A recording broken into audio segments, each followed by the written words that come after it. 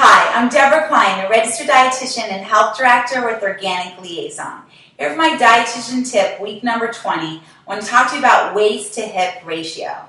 It's really important to know your waist circumference over your hip circumference to know you're at a low risk for disease. As a female, we want to have 0.8 or less waist to hip ratio. As a male, you want to have 0.9 or less. As a male or a female, if you're a 1.0 or higher, you're at risk for overweight associated diseases. Specifically, if you have high android obesity, so that high abdominal fat, the apple obesity, you're at a higher risk for syndrome X.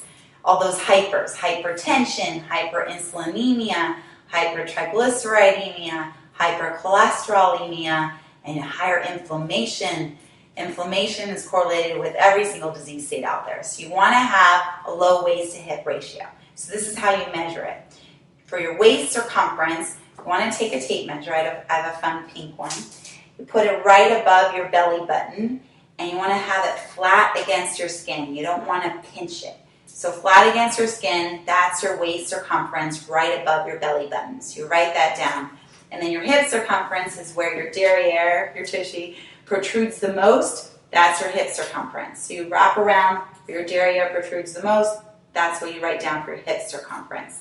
And then take your waist circumference divided by your hip circumference to get your waist to hip ratio. Some quick tips to leanify your waist. You want to do a lot of cardio, obviously, an hour of cardio a day, ideally. And do your obliques. So strengthen those obliques, those side abdominals, by going side to side, little pendulum motion. I do it while I'm sitting in my car at a stoplight.